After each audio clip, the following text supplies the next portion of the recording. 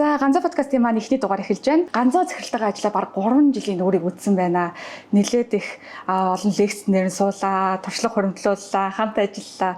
Тэгээд үзэгчид та бүхэндээ ганцаа захирлынхаа бас ярьдаг, сургадаг зүйлсээс хуваалцъя гэж бодоод энэ нэвтрүүлгийг эхлүүлэхээр зорьсон юм аа. За хоёлаа эхлээд нэвтрүүлгийнхаа эхний сэдвийг яаж баяжих уу гэж шууд яриад эхлэе гэж бодож байна. Энэ бол залуучуудын маш их асуух хүсдэг зүйл те. Яаж баяжих вэ?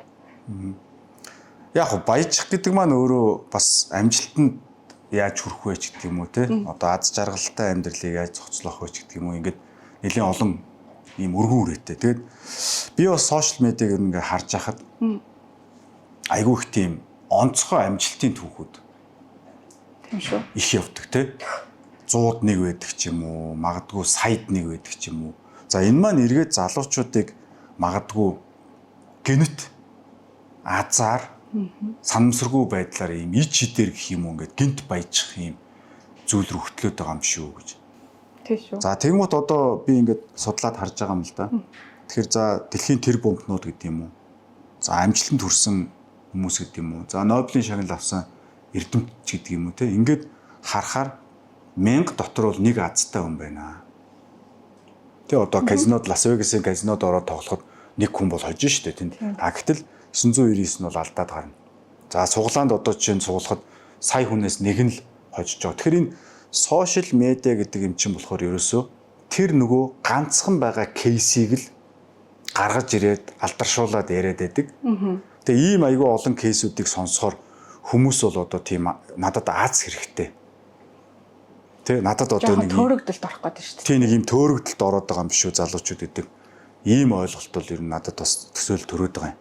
Тэгээ яг бодит байдал дээр бид хэрвээ ухаантай одоо стратеги зөв гаргаад явах гэж байгаа бол бид нөгөө 999 үнэ илүүсэн харах хэрэгтэй гэсэн. Тэгэхээр дэлхийд тэрбумтан болсон 1000 үнээс онцгой азтай одоо крипто тэрбумтан ч юм уу гэнэт одоо магадгүй AI-ийн хувьцаа аваад тэрбумтан болсон нэг хүн биш.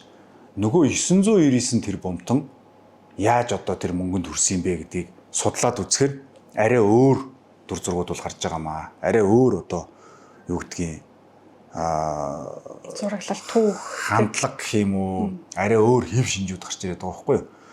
Тэгээд эндээс ер нь 3 гарч ирж байгаа. Хөдөлмөр байх хэрэгтэй юм байна. За сахилга бат байх хэрэгтэй юм байна. За тэгээд зориг байх хэрэгтэй. За энэ 3-ыг бол нийлүүлээд ер нь бол бас дүгнж үзэх юм бол хүн бол стратегтэй байх хэрэгтэй. Стратеги гэдэг юм бол хүнд байх хэрэгтэй байна гэдэг. Ийм одоо тодорхойлолт ер нь гарч ирж байгаа.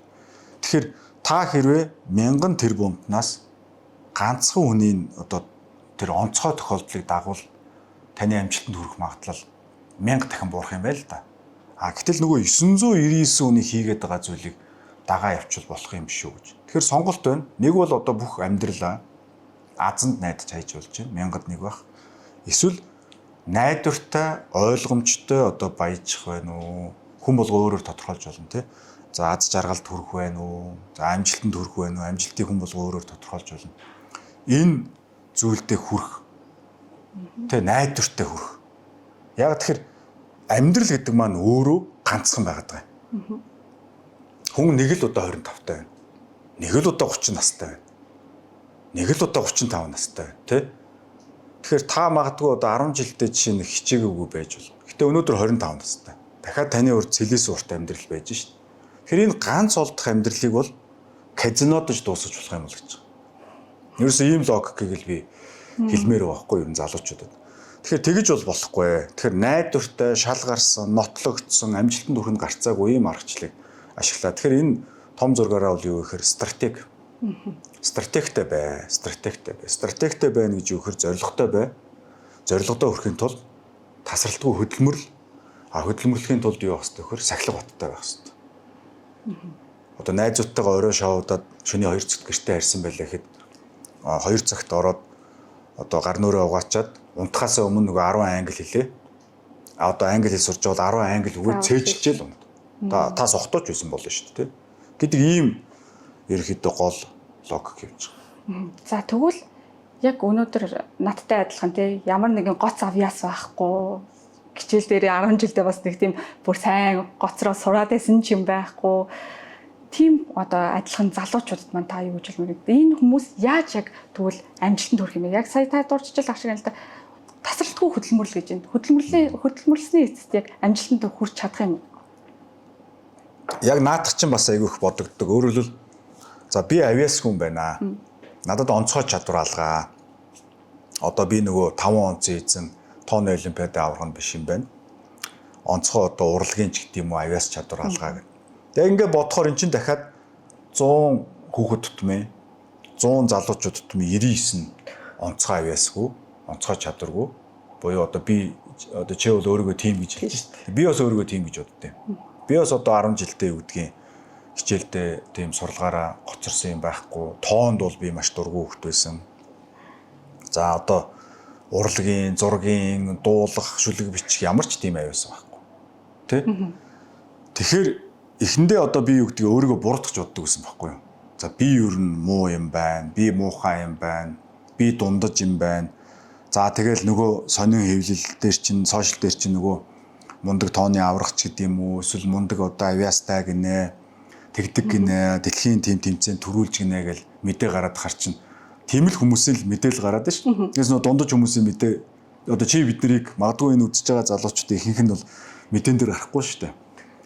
Тэгээд хүн өөрийгөө голж эхэлж байгаа байхгүй юу? За би ер нь чадахгүй юм байна. Тэгэхээр би магадгүй ер нь нэг юм дундаж амьдрах хэрэгтэй юм шүү, тэ? Дундаж амьдрал одоо дээдийн заяа юм байна гэдэг. Ийм бодолд орж байгаа юм. Тэгээд бодлороо өөрийгөө лимитлнэ гэж ярьж. Бодлороо өөрийгөө хязгаарлах гэж. Би та өөрийгөө дундаж гэж бодвол тэгэл дундчил. Та дундчил болно. Та өөрийгөө мундаг гэж бодвол мундаг болж чадахгүй л ихэд дундч дээр л буу хамгийн муу да.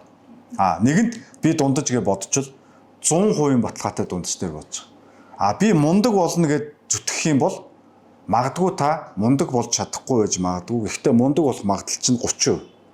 Өөрөөр хэлбэл та амжилтанд хүрэх магадлалаа ингэ нэмж шít те. Тэгэхээр ер нь стратеги ухаан гэхэр магадлал айгүй их бас. Ярьдаг хүн өөрөө стратегтэй байгаад бид нөгөө түрүү ярьсан те. Тэр маань өөрөө одоо энэ магадлал өөрийгөө бодлороо хязгаарлахгүй байх гэдэг ийм айгүй олон чухал зүйлсийг одоо хүн ойлгуулж байна. За тэгээд дундаж юм байна. Одоо бид нар дундаж юм байна. Одоо подкаст ганцоо подкаст орж байгаа хоёр нөхөр хоёлаа дундаж юм байна. Энэ үзэж байгаа хүмүүсийн ихэнх нь дундаж юм байна. Одоо яах вэ гэж. За тэгэхээр дундаж хүнд зориулсан стратеги гаргана. За тэр авиастай одоо хөгжмийн ч юм уу, дуучин ч юм уу одоо тий одоо тэр хүмүүс бол одоо тэргээрээ хоолоо олоод мөнгө олоод алдаршаад нийгэмд одоо өөрийн байр суурь эзлээд одоо аз жаргалтай өөрийн тодорхойлсноор хүрээ явдаг юм байна. Одоо дундаж бид нар яах вэ гэхээр тэгвэл бид дундаж гэдгийг ойлгочлоо. Тэгвэл стратеги гаргана. За тэгэнгუთ өнөөдөр дэлхийн топ 1000 тэрбумтон ч гэдэг юм уу, топ 1000 одоо эрдэмтэн гэдэг ингээд нарийн судлаад үзэхэр тэр дунд чинь нөгөө авиастай гэдэг хүмүүс чинь бас цөөхөн байгаа байхгүй юу? Эргээд түрүү нөгөө ярьсан хөдөлмөр. Тэгээ одоо би бол жишээлбэл дундаж та ямар дундаж вэ гэхээр залхуу дундаж. Ерөөсөө тийм багасаа хичээл их дургу, залхуу, юмд хойрох тэгэл дэмий сууж явах санаатай тийм л байсан. Тэнгуут би залхуу гэдгээ өөрөө ингээд ойлгоод хүлээн зөвшөөрч байгаа байхгүй. Гэтэл залхуурал гэдэг маань миний ирээдүйн амжилт одоо ганц олдох амьдралд маш том хор охирол учруулах юм байна гэдгийг би ойлгоод ойлгонгуудаа стратеги гаргаж байгаа. За тэр нь зогсолтгүй нүдэх гэдэг. Одоо зогсолтгүй балбах гэдэг одоо би өөртөө өгсөн. Тэрийг би нэг 24-5 настайдаа л гаргасан юм шиг байгаа юм. 24-5 таа. За би бол угаасаа тархины өндөр чадвар алга байна. Онцгой авиас алга. Тэгэхээр зогсолтгүй балбая. Тэр авиастай хүмүүсийг унтчих нь балбжлаа. За тэгэл энийгээ би бүх юм дээр хэрэгсэн. Жишээ нь би англи хэлийг бол бас их сүүлд сурсан л да. Тэр өдөрт 10 үг цээжлэнэ гээл. Тэгэл өдөр болгоо ингээл 10 үгээ цээжлээд явхад жилдээ 3600 үг. За тэгээд би найзуудтайгаа шөнийн 2 хүртэл шоудаал орж ирээл гар нүрээ угаачаал 10 үгээ цээжлээл унтдаг. Ингээ маргааш нь босоход хичнээн сайхан. Ингээ эндээс гоё ойлголт авч байгаа. Чи өөрийнхөө үгийг хүндлэхгүй бол өөр хүмүүсээс хүндлэлийг битгий нэх. Энийг би ойлгож, өөрөөр амьдралын мэрэгэн ухааныг би энэ зогсолтгүй нүдэх гэдэг одоо стратегиас олж авч байгаа байхгүй юу? Тэгэхээр айгүй олон хүмүүс хүндэл хүсдэг. Айгүй олон залуучууд хүндэл хүсдэг. Одоо компанид ингээл харж байгаа. Энэ компани одоо сошиал дээр би эртээд уншиж байлаа л да. Тэгсэн ингээд баруун төгссөн нэг тийм мундаг хүн гэлдэг чинь компаниуд очисон чинь гомдсон гэж. Яасан гэсэн намайг хүндэлсэнгүй гэж байгаа. Тэ? Ер нь ингээд би бодохоор хүмүүс аяг хүндлэл хүсдэг юм байна л да. Болно. Та хүндлүүлэх ёстой. Та хүндлүүлэх эрхтэй. Гэхдээ чухал асуултыг асуу. Та өөрийнхөө гаргасан шийдвэр, өөрийнхөө баримталж байгаа зарчимд хүндэтгэлтэй хандаж биелүүлэхгүй бол бусад хүмүүсээс битгий хүндлэл нэхээ. Эн чинь утга учиргүй тэнэглэл шүү дээ. Өөрөө өөрийгөө хүндэлдэг үнийг хэн хүндлэх юм те. За ингээд тэр зогсолтгүй балбах гэдэг миний өөртөө гаргасан тэр стратегиэр бол би ингээл англи хэл сурах, за ажил мэргэжилтээр гэл бүх юм дээр яаж. Тэгээ айгүй олон хүмүүсийг ажил дээр харж хахад одоо юу гэдгийг нэг компанид ингээд ажиллаж ийснаа 1 жил болоо гарчдаг ч юм. Тэгдэг шүү. Одоо бидний үеийн залуучууд ялангуяа тэр хандлага нэлээд нэмэгдсэн те баг 3 сар болоод жинглэхээс өмнө гарч шít. Одоо би гайхтаа 26-д болоотой залуу орж иж байгаа ажилд орохгүй. Тэнгуут одоо 22-т их сургуулаа төгссөн гэж за 4 жил 5 жил гэхэд 5 компани солилцсон ба. Тэгэхээр энд тэр одоо чинь зогсолтгүй балбах стратеги гэдэг чинь байхгүй болчихж байна. Яг тэгэхээр та ингээ нэг төслийг за одоо энэ аяг гэдэг чинь нэг бүтээгдэхүүн те. За энэ гар утас чинь нэг бүтээгдэхүүн. За ном гэдэг чинь нэг бүтээгдэхүүн. Энэ нэг жилд гардаг юмнууд биш байхгүй юу? Тэ? Юу гэхээр та нэг компанид орсон бол нэг төслийг дуусгах. Та англи хэл сурж ирсэн бол зогсолтгүй балбсаргаад сураад TOEFL дээр 120-оос 110 оноо аваад тэгж дуусгах. Англиар сурж эхлэв. TOEFL дээр 70 оноо зогслоо. Нэг компанид орлоо, нэг бүтээгдэхүүн хариуцлаа, магадгүй нэг борлуулалт ч юм уу нэг юм хариуцлаа, нэг төсөл хариуцдаг шүү дээ. Тэгээл нэг ингээл явал 70%.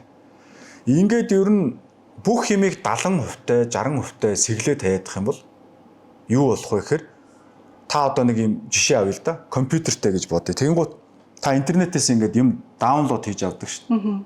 Тэгээд тэр даунлоод хийж байгаа програм ч юм уу, одоо гар утсан дээр татж байгаа аппликейшн ч юм ингээд хувь нь гардаг шүү дээ ингээд 20 хаагаад байгаа шүү дээ. Тий, тэгмүүд 100% болохгүй л ажилтгүй шүү дээ.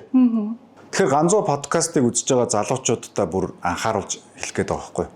Юу гэхээр ерөөсөө тэр програм интернетээс татаж авч байгаа юм шиг тэр ажлыг, тэр харилцааг, тэр одоо хийж байгаа төслөө 100% болгоод дуусгаад явахгүй бол та 40 настай, 45 настай, 50 настай хэн болж хувирах вэ?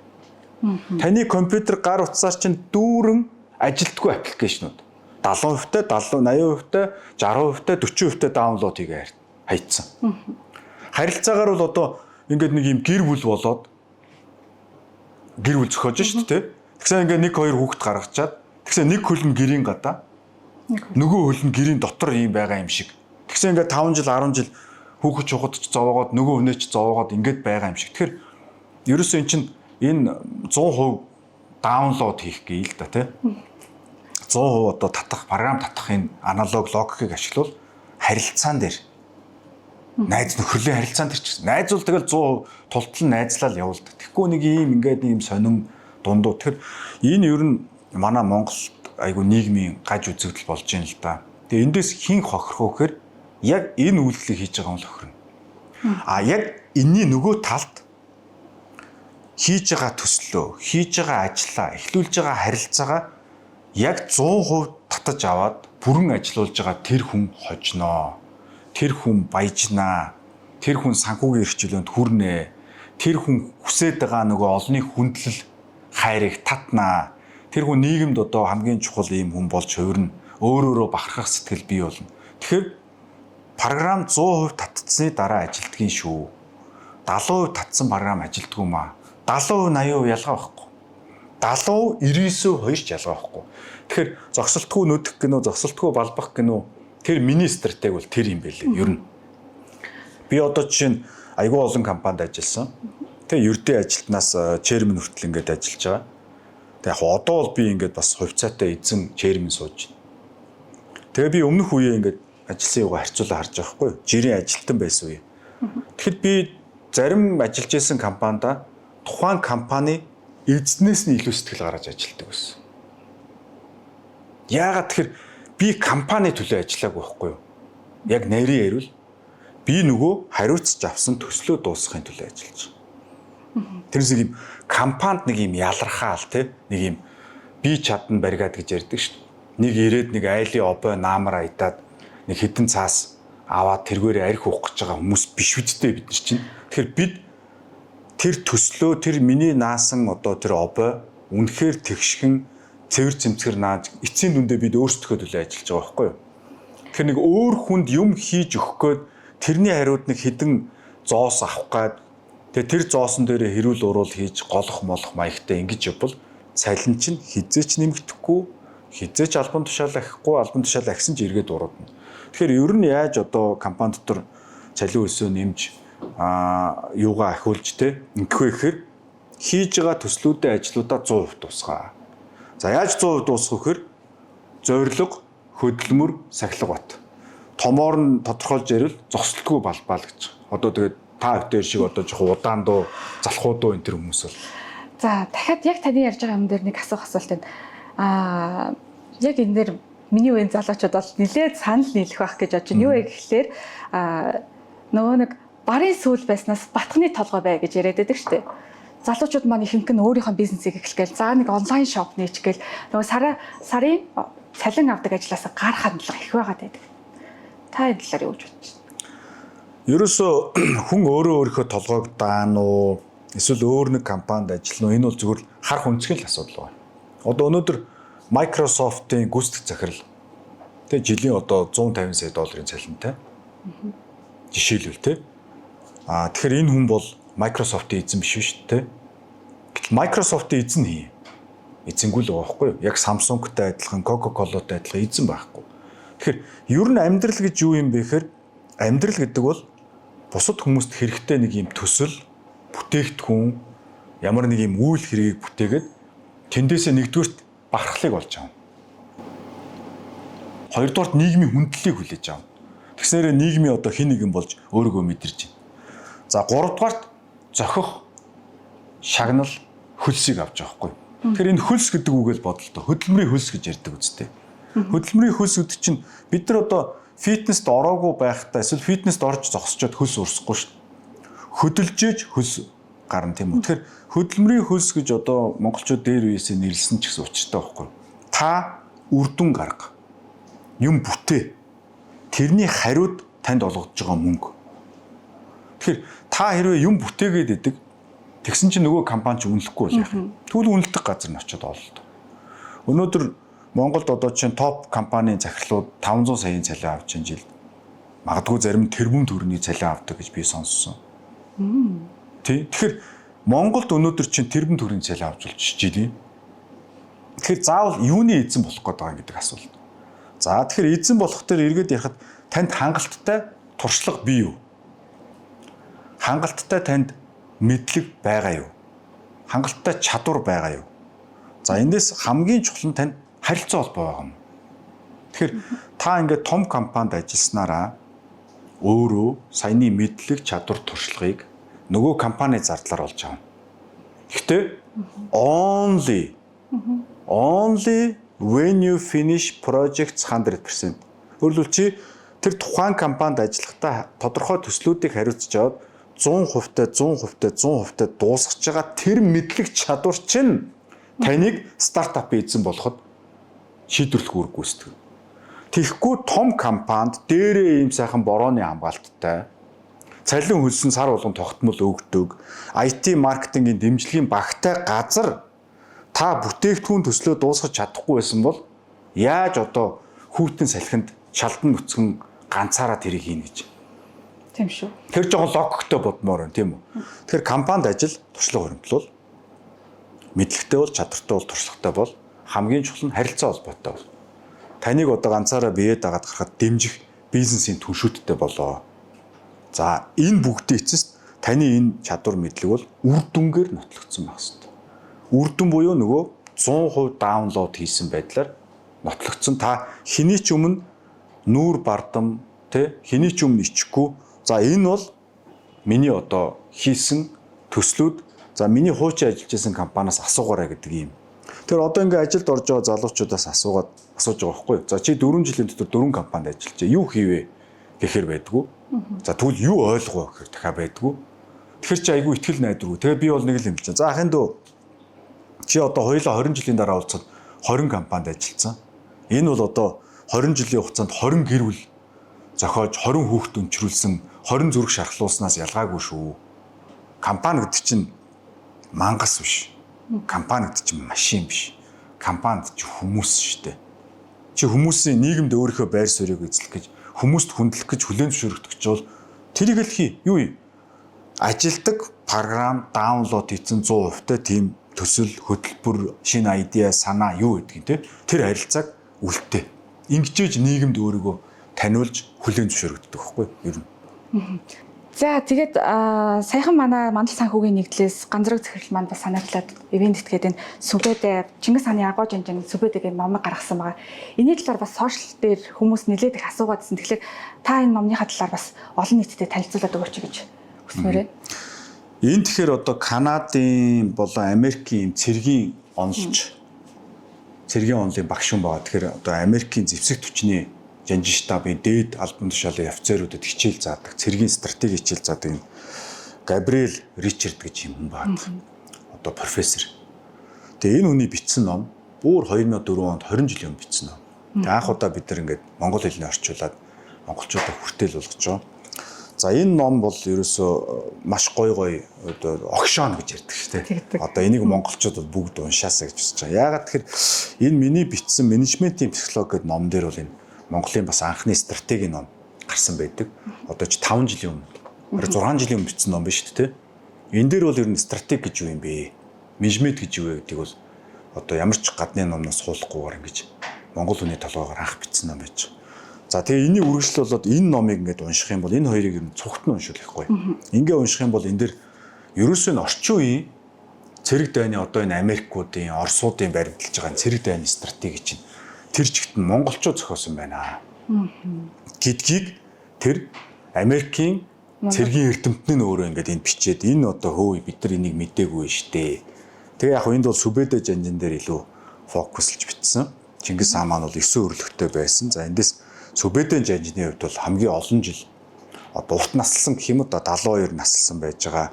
За энэ хоорондоо 65 улсыг 65 тулаанд ялтай улс нэг ч ялагдаж үзээгүй. Тэгээ 32 улс орныг Монголын эзэнт гүрний бүрэлдэхүүнд нэгтгэсэн гэж эртний Перси их сурвалжид бол тэмдэглэж үлдээсэн. За Сүбэдэ жанжны хөшөө дурсгалыг бол одоо дайснууд нь гэх юм уу тухайн хятадд Персид гэх юм уу одоо босгож те домог мэт ингэж ерөөсөө амилсан домог мэт ийм одоо хүн байсан. За тэгээ барууны ертөнцид бол яах вэ? Барууны ертөнц маань өөрөө Азийн соёл, Азийн одоо энэ Аз түмний энэ агуу их олдуудыг ерөнхийдөө жоохон үл оошоож гэх юм уу те илүү одоо Грект л одоо амаг философи гарсан юм шиг, Ромд л одоо бүх цэрэг дайны стратеги гарсан юм шиг, тэгэл баруун Европт цэрэг мандалд явсан юм шиг ингэж догмад орж хитрхи хайрцаглагдаж ингээд 100 орчим жил явсан 1900-аад оноос 2000 он хүртэл. Одоо барууных ингээд ойлгож байгаа хгүй өө эн чин Грек Ромоос дутхгүй соёл иргэншил. За нөгөө Юлий Цезар, Македоны Александр, за Наполеон тэ эднээс бүр одоо дутах илүү гарах юм стратегчид Азад байсан байна. Азта Монголд байсан байна гэд энэ номыг одоо уншаад нэг юм жоохон монгол хүнээрээ нэг бахархаж өгөхгүй ч юм уу одоо тий жоохон сэтгэл зүйн сэргэлт энэ төр авах хэрэгцээ бас их байгаад байна сүүлийн залуучууд. Тийм юм яах бол энэ номыг авах хэрэгтэй. Энэ номыг бол үнэхээр огшиж эцэг өвгдөөрөө бахархаж тий үнэхээр ямар хүний үр сад юм бэ бид нар тий бидний өвгд эз яаж сэтгэдэг байсан юм. Яагаад өнөөдөр Монгол улс төгжрөл утаа энэ улс төрийн одоо хэрүүл тэмцлийн заваа юмдаа ингэж живчив. Тэгээ одоо нуус товчон дээр бичдэг шүү дээ. Одтой тэнгэр орчиж олон улс байлдаж олзлон булаалдаж байв тий хөрс дэлхий хөрвж хөвчин улс байлдаж хөнжилтөө орох завгүй хөнөөлтөнд тэмцэлдэж өгöd тэр чи одоо яг өнөөдөр Монголд болж шít яг энийг бол одоо Чингис хаан стратегийн ухаанаар нэгтгэхэд стратегийн ухаанаар бол дэлхийг эзэлсэн байгаа. За тэгээд энэ миний бичсэн менежментийн психологи ном дээр байгаа. Би одоо стратегийн ном дээр ажиллаж байгаа. Гэтэ англи хэл дээр шууд одоо Нью-Йоркод гаргана Amazon дээр гаргана гэж зорилт тавьсан явж байгаа. Ямар ч гэсэн Сүбэдэ номыг сонирхож үзээрэй. Монгол хүн болгон унших хэрэгтэй шүү л гэж. Тэгээд энэ Сүбэдэ номын маань яг энэ дээр гарч байгаа энэ стратегиудыг Америкийн бас цэрэг армийн академид нь бас зааж сургадаг бүр сурах бичигтэнд орсон байгаа гэсэн. Тэгээд яг нэлээд олон жил яг тэр Америкийн бүр цэргийн стратегид нь орсон манай Монгол стратеги орсон явж байгаа юм билээ. За энэ түрээд манай подкаст маань өндөрлөж байна. Ганцаа захиралдаа баярлалаа. Маш үнэтэй зөвлөгөөнүүдийг өглөө. За тэгээд ганцоо подкастынхаа дараагийн дугаараар уулзъя. Залуучуудаа баярлалаа баяртай. Subscribe хийгээрэй бид 7 хоног болгон шинэ дугаар оруулах болно.